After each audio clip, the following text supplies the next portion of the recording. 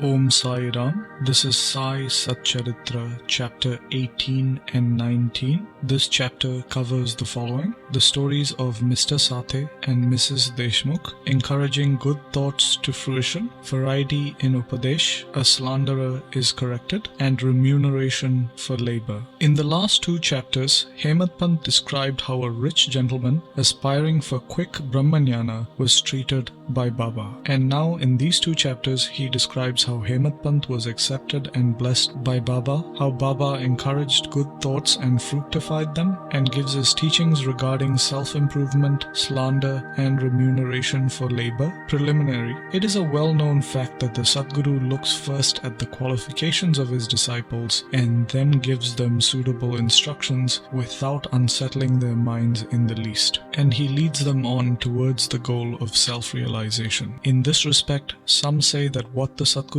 teaches or instructs should not be divulged to others. They believe that these instructions become useless if they are published. This view is not correct. The Sadguru is like a monsoon cloud. He pours down profusely his nectar-like teachings. These we should enjoy and assimilate to our heart's content, and then serve others with them without any reserve. We should apply this rule not only to what he teaches us when we are awake, but to the visions he gives us in our dreams. To quote an instance, Buddha Kaushik Rishi composed his celebrated Ram Raksha Stotra based on what he had seen in his dreams. Like a loving mother forcing bitter but wholesome medicines down the throats of her children for the sake of their health, Sai Baba imparted spiritual instructions to his devotees. His method was not veiled or secret, but quite open. Devotees who followed his instructions attained their objective. Sadgurus like Sai Baba broaden our intellect and show us the divine beauty of the self and fulfill our tender longings of devotion. When this is done, our desire for sense objects vanishes. The twin fruits of viveka, discrimination, and vairagya, dispassion or non-attachment, are attained, and knowledge sprouts up even in our sleep. We get all this when we come in contact with saints, that is, Sadgurus, serve them, and secure their love. The Lord who fulfills the desires of his devotees comes to our aid, gets rid of our troubles and sufferings, and makes us happy. This progress or development is entirely due to the help of the Sadguru, who is regarded as the Lord himself. Therefore, we should always be eager to meet the Sadguru, hear his stories, fall at his feet, and serve him. Now we come to our main story. How Hemadpant was accepted and blessed. Mr. Sathe's story. There was a gentleman named Mr. Sathe who had attained some publicity many years ago during the Crawford regime. Lord Ray, the governor of Bombay at the time, quashed Mr. Sathe's popularity, and Mr. Sathe suffered severe losses in his trade. Other adverse circumstances also gave him a lot of trouble and made him sad and dejected. Restless, he thought of leaving home and going to a distant place. Man does not generally think of God, but when difficulties and calamities overtake him, he turns to God and prays for relief. If his evil actions have come to an end, God arranges his meeting with a saint, who gives him proper directions regarding his welfare. Mr. Sathe had a similar experience. His friends advised him to go to Shirdi, where so many people were flocking to receive Sai Baba's darshan, which helped them attain peace of mind and the satisfaction of their wants. He liked the idea and at once came to Shirdi in 1917. Upon seeing Baba's form, which was like eternal Brahma, self-luminous, spotless and pure, his mind lost its restlessness and became calm and composed. He thought that it was the accumulation of merits in his former births that had brought him to Baba's holy feet. He was a man of strong will. He at once began to study the Guru Charitra. When the reading was finished in 7 days, Baba gave him a vision one night. It was to this effect. Baba, with the Guru Charitra in his hand, was explaining its contents to Mr. Sathe, who was sitting in front of Baba and listening carefully. When he woke up, he remembered the dream and felt very happy. He thought that it was extremely kind of Baba to awaken souls like his that were snoring away in ignorance and make them taste the nectar of the Guru Charitra. Satcharitra. The next day he informed Kaka Sahib Dikshit of this vision and requested him to consult Sai Baba regarding its meaning or significance, and whether 1 week's reading was sufficient or whether he should begin again. Kaka Sahib Dikshit, when he got a suitable opportunity, asked Baba, "Deva, what did you suggest to Mr. Sathe by this vision? Should he stop or continue the Saptaha? He is a simple devotee. His desires should be fulfilled, and the vision explained to him. He should be blessed." Then Baba replied, he should read 1 more Saptaha of the book. If the work is studied carefully, the devotee will become pure and will be benefited. The Lord will be pleased and will rescue him from the bondage of mundane existence. At this time, Hemadpant was present there. He was shampooing Baba's legs. When he heard Baba's words, he thought to himself, "What? Mr. Sathe read for just a week and got a reward, and I have been reading it for 40 years with no result. His 7-day stay here becomes fruitful, while my 7-year stay, that is from 1910 to 1917, is worth nothing. Like a chatak bird, I am always waiting for the merciful cloud, Baba, to pour its nectar on me and bless me with his instructions." No sooner did this thought cross his mind that Baba knew what Hemadpant was thinking. It was the experience of Baba's devotees that Baba read and understood all their thoughts, and that he suppressed the negative thoughts and encouraged the good ones. Having read Hemadpant's mind, Baba at once asked him to get up, go to Shama, that is Madhavrao Deshpande, get 15 rupees as dakshina from him, sit and chat with him for a while, and then return. Mercy dawned in Baba's mind, and so he issued this order. And who could disobey Baba's orders? Hemadpant immediately left the masjid and went to Shama's house. Shama had just bathed and was wearing a dhotar. He came out and asked Hemadpant, "How is it that you are here now? It seems that you have come from the masjid. Why do you look restless and dejected? And why are you alone? Please sit and rest while I do my worship. In the meanwhile, please help yourself to panvida, that is leaves with betel nuts, and let us have a pleasant chat." After saying this, he went inside and Hemadpant sat alone in the front veranda. He saw a well-known Marathi book named Nath Bhagwat on the windowsill. This is a commentary by the Saint Eknath on the 11th chapter of the bigger Sanskrit work, the Bhagwat. At Baba's suggestion,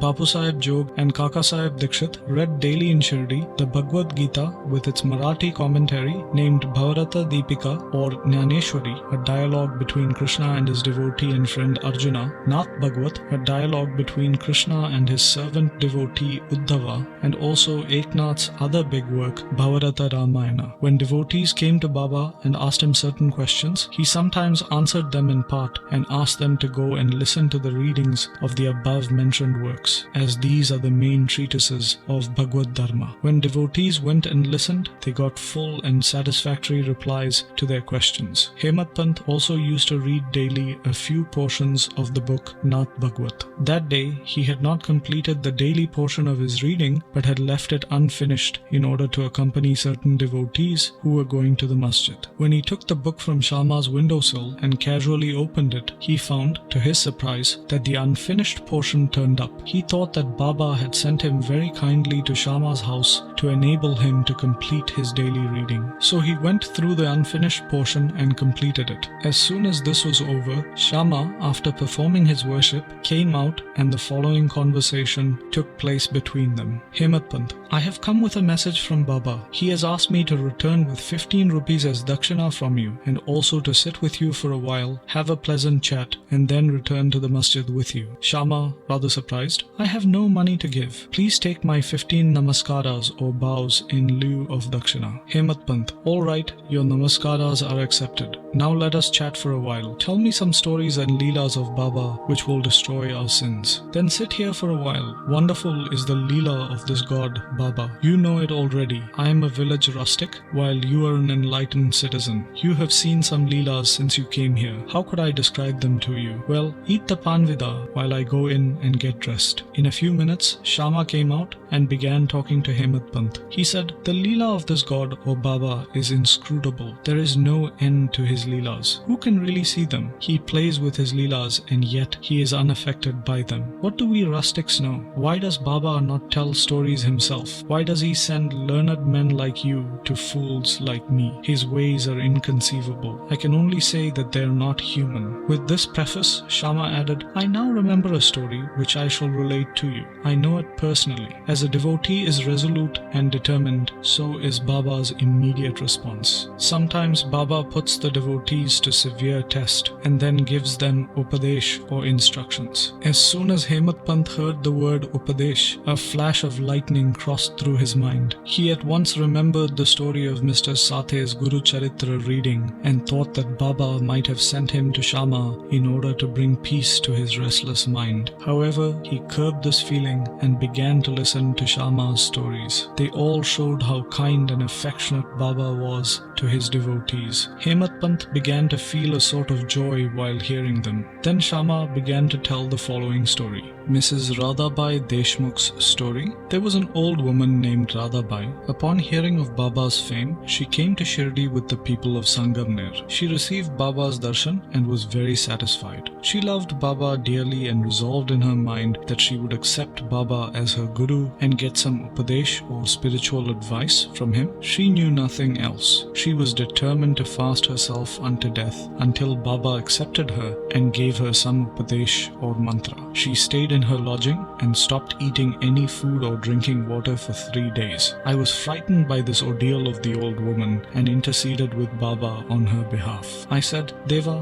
what is this that you have started? You drag so many people here. You know that old lady. She is very obstinate and depends on you entirely. She has resolved to fast unto death if you don't accept and instruct her. If anything worse happens, people will blame you and say that Baba did not instruct her and she thus met her death. So please have some mercy on her, bless her and instruct her. On seeing her determination, Baba sent for her and changed her mind by addressing her as follows. O mother, why are you subjecting yourself to unnecessary tortures and hastening your death? You are really my mother and I am your child. Take pity on me and hear me through. I shall tell you my own story, which if you listen to it carefully, will do you good. I had a guru. He was a great saint and was very merciful. I served him for very long, and yet he still would not blow any mantra into my ears. I had a keen desire never to leave him, but to stay with him and serve him, and at all costs receive some instructions from him. But he had his own way. He first got my head shaved and asked me for 2 paise as dakshina. I gave the same at once. Since my guru was perfect, why should he ask for money, and how should he then be called desireless? I replied that he never cared for coins. What had he to do with them? His 2 paise were firm faith and patience or perseverance. I gave these 2 paise or things to him and he was pleased. I resorted to my guru for 12 years. He raised me. There was no dearth of food and clothing. He was full of love and was love incarnate. How can I describe it? He loved me the most. Rare is a guru like him. When I looked at him, he seemed as if he was in deep meditation, and then we were both filled with bliss. Night and day I gazed at him with no thought of hunger and thirst. Without him I felt restless. I had no other object to meditate on or any other thing than my guru to attend to. He was my sole refuge. My mind was always fixed on him. This is 1 paise of the dakshina. Saburi, that is patience or perseverance, is the other paise. I waited patiently and very long on my guru and served him. This saburi will ferry you across the sea of mundane existence. Saburi is the manliness in man. It removes all sins and afflictions, gets rid of calamities in various ways, and casts aside all fear, and ultimately gives you success. Saburi is the mine of virtues and the consort of good thought. Nishta, faith, and saburi, patience, are like twin sisters that love each other very intimately. My guru never expected any other thing from me. He never neglected me, but protected me at all times. I lived with him and was sometimes away from him, yet I never felt the want or absence of his love. He always protected me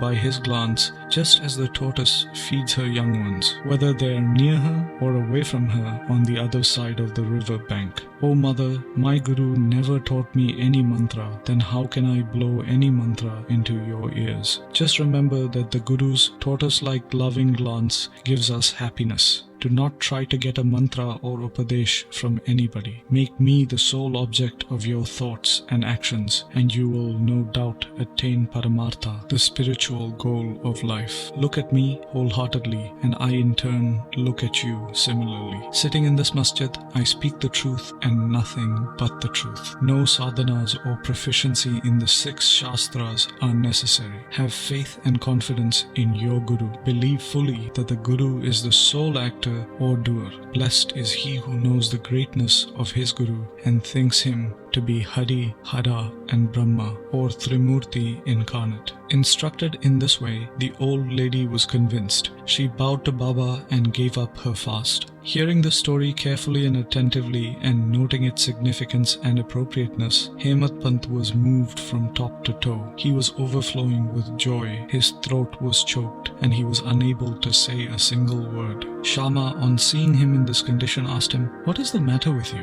Why are you silent? How many Leelas of Baba do you want me to describe?" Just at that time, the bell in the masjid began to ring, announcing that the noon worship and Aarti ceremony had begun. Therefore, Shama and Hemadpant hurried to the masjid. Bapu Sahib Jog had just started the worship. Women were standing inside the masjid, men were standing below in the open courtyard, and they were all singing the Aarti loudly in chorus to the accompaniment of drums. Shama walked up, pulling Hemadpant with him. He sat to the right and Hemadpant in front of Baba. On seeing them, Baba asked Hemadpant to give the dakshina brought from Shama. He replied that Shama gave namaskaras in lieu of rupees and that he was there in person. Baba said, "All right, now let me know whether you both had a chat, and if so, tell me all that you talked about." Not minding the sounds of the bells, the drums and the singing, Hemadpant was eager to tell Baba what they talked about and started to narrate it. Baba also appeared anxious to hear about it, and so he leaned forward to listen. Hemadpant said everything that they talked about was very pleasant and that the story of the old lady was especially wonderful. He said that on hearing it, he thought that Baba's Leelas were inexplicable and that under the guise of that story, he had in fact received a blessing. Baba then said, "Wonderful is that story.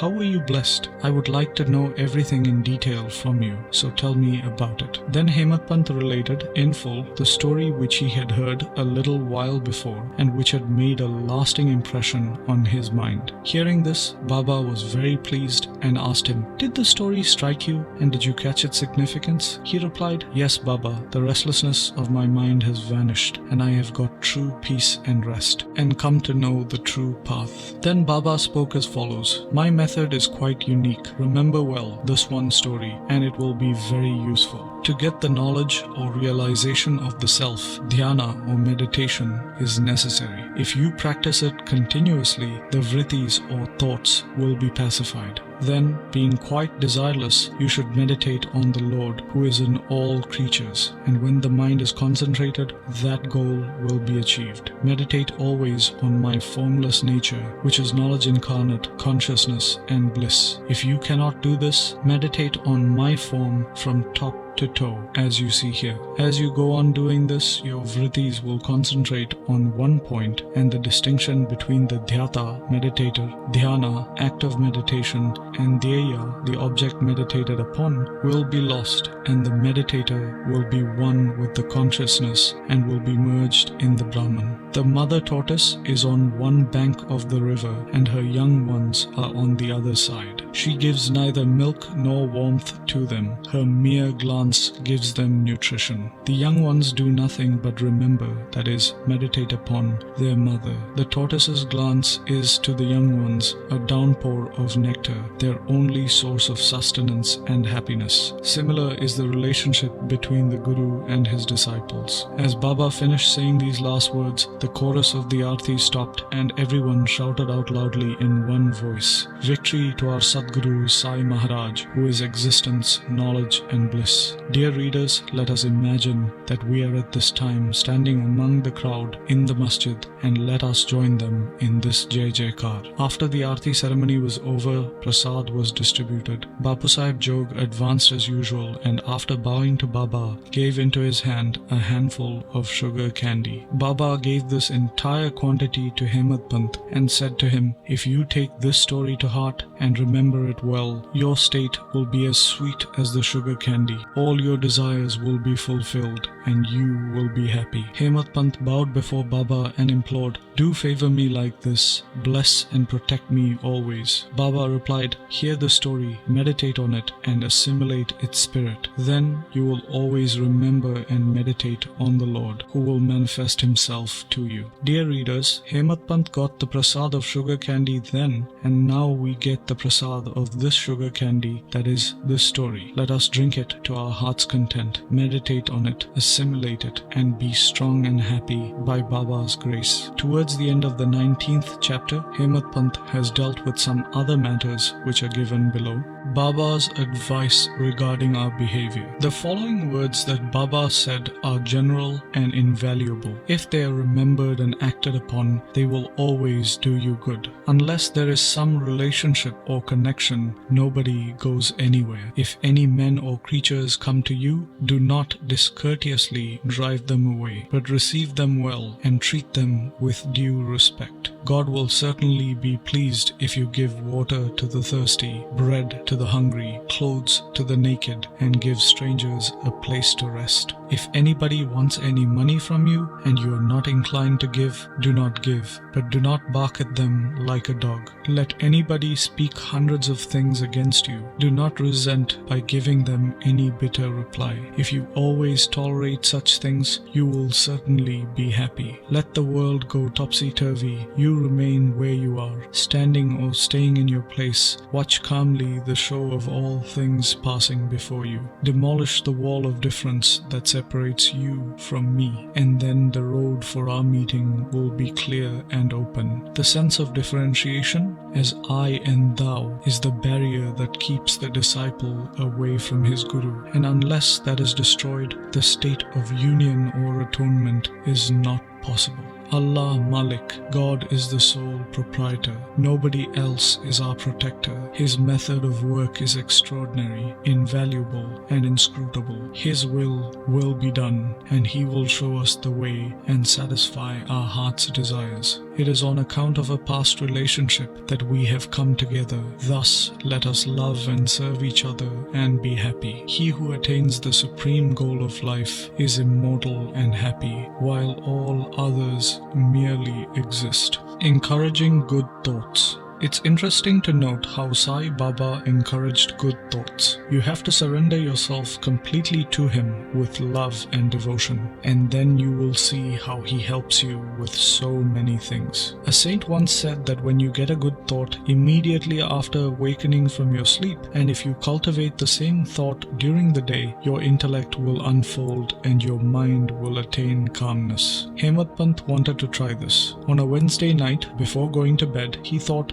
"Tomorrow is Thursday, an auspicious day, and the place, Shirdi, is so holy. So let me remember and chant the Ramanama, that is the various holy names of Rama, all day." When he woke up the next morning, he remembered without any effort the name of Rama and was very pleased. Then, after finishing his morning duties, he went to see Baba with flowers. When he left Dikshit's Wada and was passing by Bhuti's Wada, that is the present Samadhi Mandir, he heard a beautiful song that was being sung in front of Baba in the masjid by Aurang Bhatkar. The song was Guru Kripanjan Payo Mere Bhai by Eknath, in which Eknath says that he got bliss in the form of the Guru's grace, which opened his vision and made him see Rama in his dreams and everywhere. There were so many songs, and yet why was this particular song chosen by Aurang Bhatkar? Is this not a miracle arranged by Baba to feed Hemadpant's desire to sing Ramanama all day? All saints agree on and stress the efficacy of chanting God's name. It is effective in fulfilling devotees' ambitions and in protecting and saving them from all calamities. Variety in Upadesh, a slanderer is corrected. Sai Baba required no special place or time to give instructions. Whenever any occasion demanded it, he gave them freely. Once it so happened that a devotee reviled another behind his back. Forgetting his merits, he dwelt on the faults of his brother and spoke so sarcastically that those who heard him were disgusted. Generally, we see that people have a tendency to scandalize others unnecessarily, and this brings on hatred and ill will. Saints see scandal in another light. They say that there are various ways of cleansing or removing dirt, but a scandal-monger has a way of his own. He removes the dirt or faults of others by his tongue. Thus, in a way, he obliges the person whom he reviles, and for this he is to be thanked. Sai Baba had his own method of correcting the scandal-monger. He knew by his omniscience what the slanderer had done, and when he met him at noon near the Lendi, Baba pointed out to him a pig that was eating filth near the fence, and said to him, "Behold how with relish it is gorging dung. Your conduct is similar. You go on reviling your own brethren to your heart's content. After performing many deeds of merit, you are born a man, and if you act like this, will Shirdi help you in any way?" Needless to say, the devotee took the lesson to heart. In this way, Baba gave instructions whenever necessary. If these are born in our minds and acted upon, our spiritual goal of self-realization is not far off. There is a proverb which says, "If my Lord exists, he will feed me on my cot." This proverb is only true with respect to food and clothing. If anyone trusts in this and sits idly and does nothing in spiritual matters, he will be ruined. One has to exert himself to the utmost in order to attain self-realization. The more he endeavors, the better for him. Baba said that he was omnipresent and was not limited. To resolve the misunderstanding of those who thought that Baba was only his body, he incarnated himself in this form. And if any devotee meditated on him day and night with complete self-surrender, he experienced union with him. He who wants to get rid of the cycle of births and deaths should lead a righteous life with his mind calm and composed. He should always engage himself in good actions, should do his duties, and surrender himself, heart and soul, to Baba. He need not then be afraid of anything. He who trusts Baba wholeheartedly, hears and expounds his Leelas, and does not think of anything else, is sure to attain self-realization. Baba asked many to remember his name and to surrender to him, but to those who wanted to know who they were, he advised Shravanam, study, and Mananam, meditation. To some, he advised remembering God's name, to others hearing his Leelas, and to some the worship of his feet, while to others reading and studying Adhyatma Ramayan, Jnaneshwari, and other sacred scriptures. He made some sit near his feet, while he sent some to Kandoba's temple, and to others he advised the repetition of the 1,000 names of Vishnu, and to some the study of Chanda Yoga Upanishad and the Gita. There were no limits or restrictions to his instructions. To some he gave them in person, and to others through visions in their dreams. To one addicted to alcohol, he appeared in his dreams, sat on his chest, pressed on it, and only let him go after the devotee promised not to touch liquor anymore. To some he explained mantras like Guru Brahma in their dreams. To other devotees who were practicing Hatha Yoga, he sent word that they should stop Hatha Yoga practices, sit quietly and wait, that is, have subhuti. It is impossible to describe all his ways and methods. In ordinary worldly dealings, he set examples by his actions, one of which is given below.